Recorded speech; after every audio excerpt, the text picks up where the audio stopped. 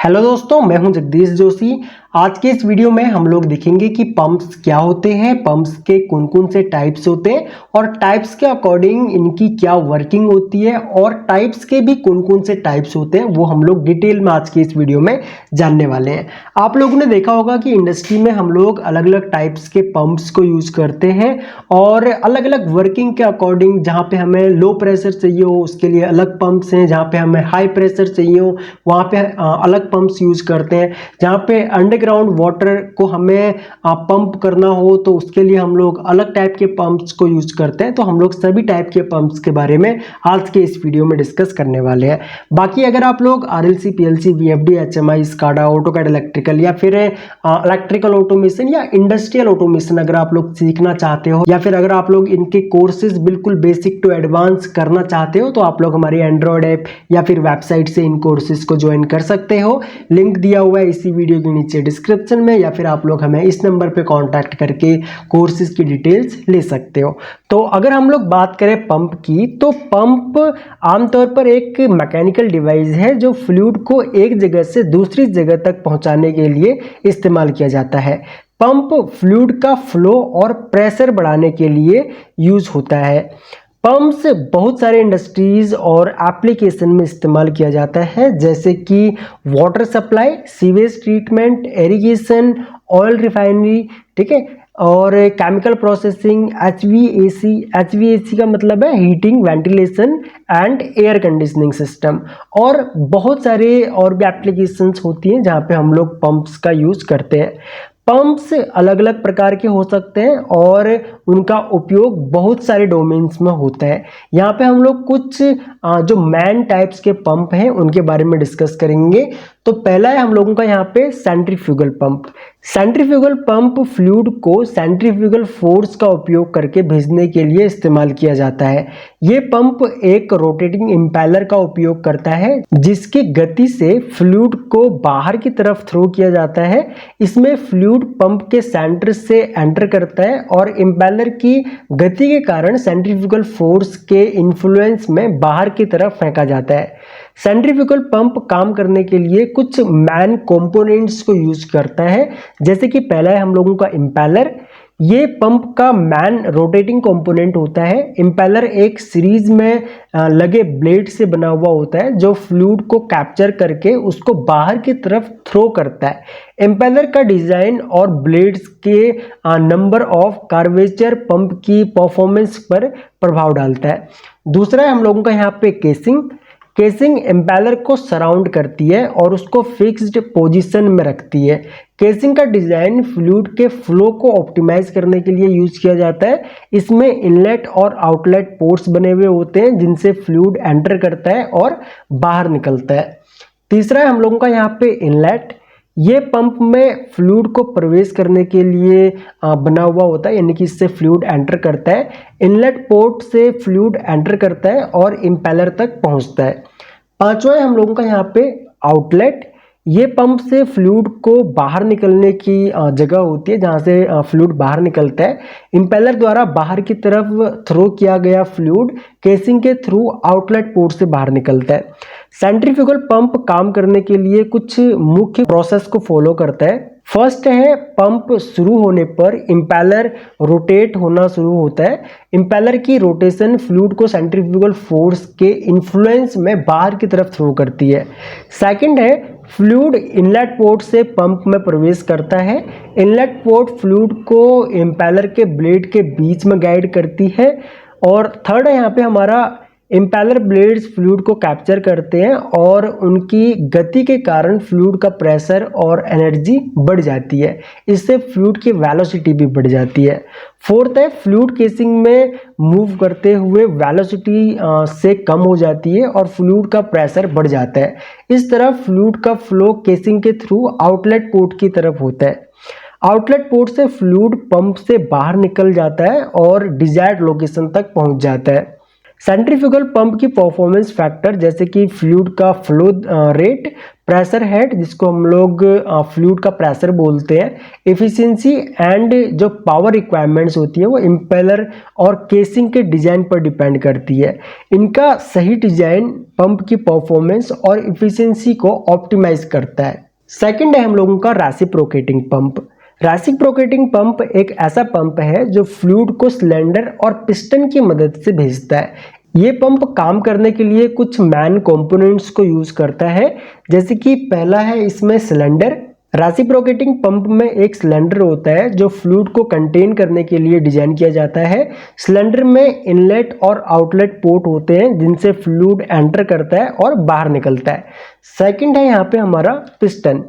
Cylinder के अंदर एक पिस्टन होता है जो सिलेंडर के अंदर घूमता है। पिस्टन के अप डाउन मूवमेंट से फ्लूइड का जो फ्लो और प्रेशर है वो कंट्रोल होता है।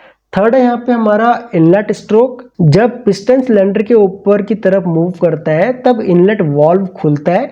इनलेट वाल्व खुलने से सिलेंडर में फ्लूइड एंटर होता है। इस अवधि को इनलेट स्ट्रोक कहते हैं।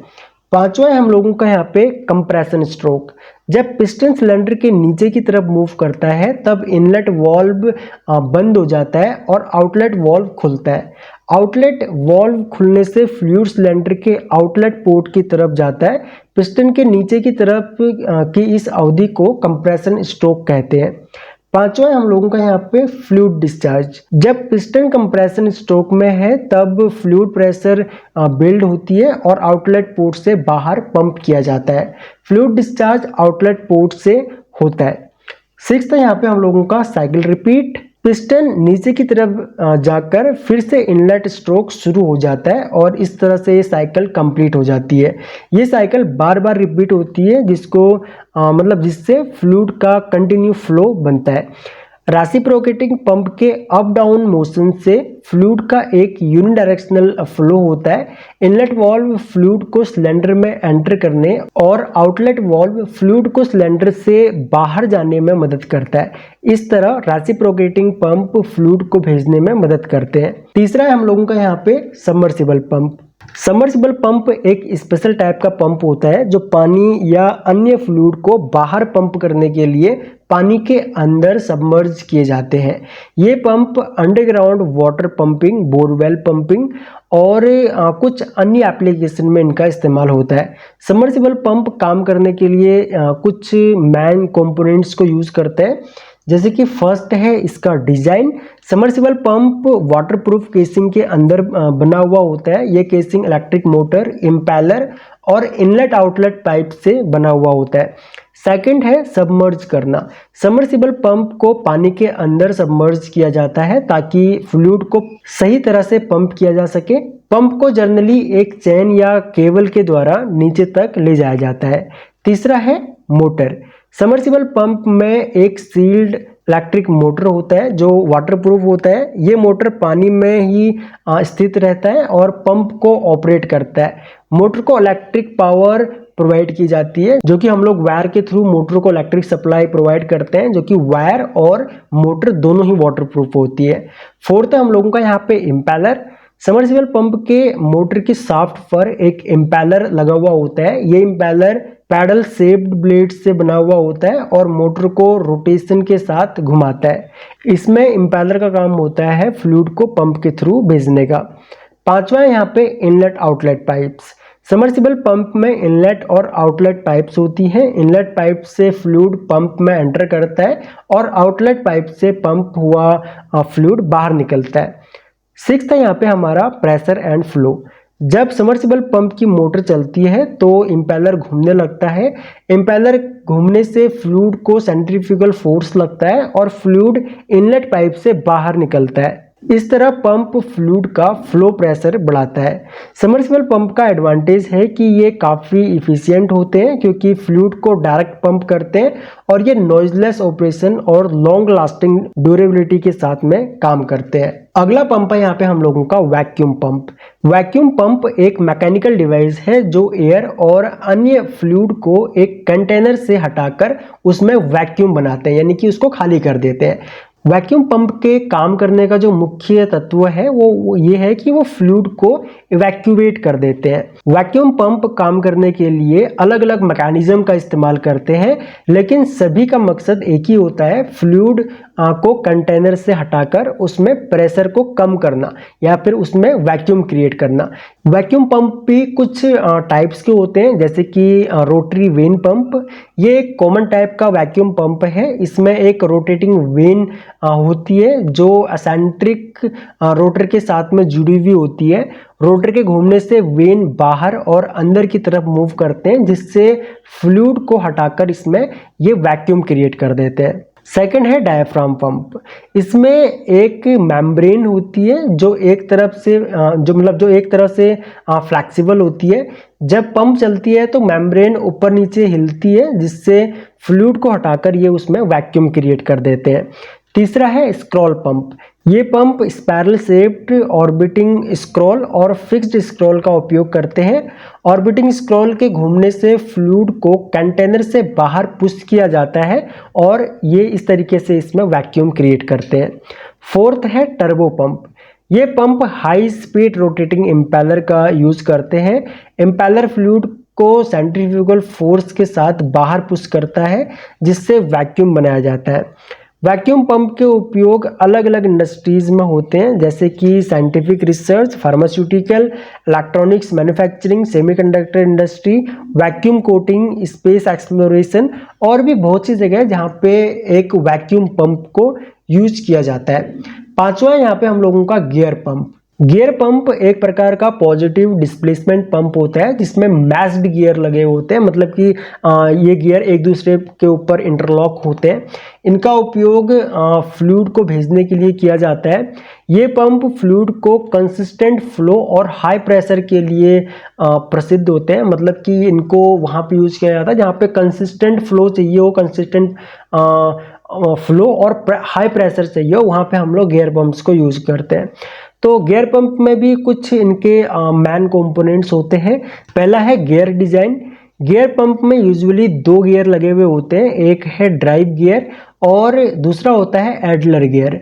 ये गियर्स टिपिकली एक सिलेंड्रिकल चैम्बर या हाउसिंग के अंदर लगे हुए होते हैं। सेकंड है इनटेक प्रोसेस। जब पंप चलता है फ्लूइड इनटेक प्रोसेस शुरू होती है। जब गियर रोटेट होते हैं उसका गैप कम होता है, जिससे इनटेक साइड में वैक्यूम क्रिएट होता है। फ्लूइड इनटेक साइड से पंप के चैम्बर में एंटर करने के लिए प्रेशर ग्रेडियंट का उपयोग करता है। थर्ड है हम लोगों का यहाँ पे फ्लूइड ट्रैपिंग। जब गियर रोटेट करता है फ्लूइड उनको टीथ के बीच में ट्रैप्ड करता है। ये ट्रैप्ड फ्लूइड हाउसिंग के वॉल्व और गियर के जो टीथ होते हैं उनके बीच वाली स्पेस में समा जाता है।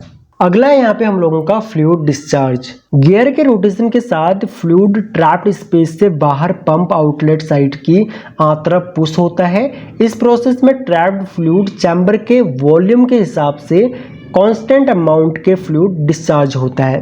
पांचवा यहाँ पे हम लोगों का कंटिन्यूअस प्रोसेस। गियर पंप के डिजाइन के कारण फ्लूइड डिस्चार्ज का जो प्रोसेस है वो कंटिन्यू होता है। गियर के रोटेशन से फ्लूइड कांस्टेंट फ्लो और प्रेशर के साथ बाहर भेजा जाता है। गियर पंप के एडवांटेजेस में इंक्लूड है इसका compact size, simplicity, high efficiency और ability to handle viscous fluids जैसे कि ऑयल्स, फ्यूल्स, केमिकल्स एक्सेट्रा। इसका जो ड्रॉबैक है वो है इसका एक लिमिटेड प्रेशर, और अगर इसको हाई स्पीड में चला दिया जाए तो इसके ब्लेड जो है उनमें वेयर एंड टेयर हो सकता है, इसके ब्लेड डैमेज हो सकते हैं।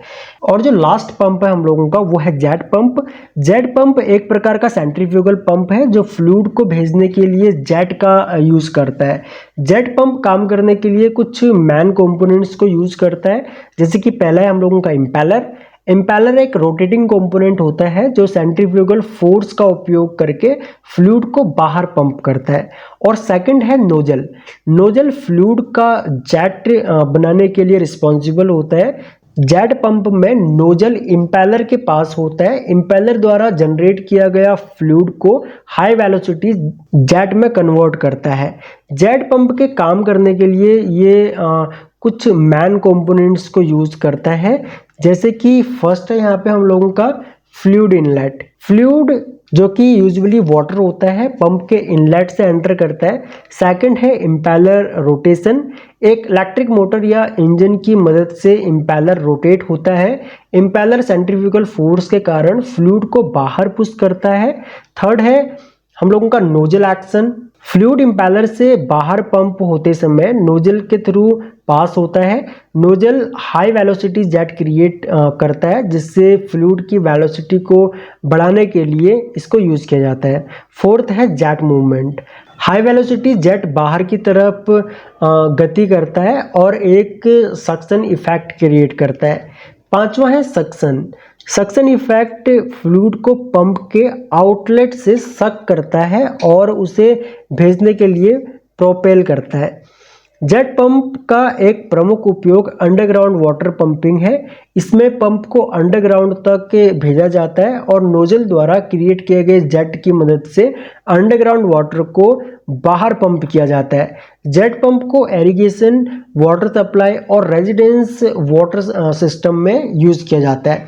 तो ये थे पंप्स के टाइप्स और यहाँ पे हम लोगों ने पंप के बारे में डिस्कस किया और उनके टाइप्स और टाइप्स की वर्किंग के बारे में डिस्कस किया। आई होप कि आप लोगों को इस वीडियो से काफ़ी कुछ जानने को मिला होगा। फिर भी अगर आप लोगों का इस टॉपिक से रिलेटेड कोई भी डाउट हो तो आप लोग वीडियो के नीचे कमेंट कर सकते हो। मैं आपके सारे कमेंट्स पढ़ता हूं और मैं कोशिश करूंगा आने वाले वीडियोस में जो भी आपके डाउट्स हो उन डाउट्स को मैं क्लियर करूं। सो इस वीडियो लेक्चर में इतना ही गाइस, थैंक्स फॉर वॉचिंग। मिलते हैं अपने नेक्स्ट वीडियो लेक्चर में।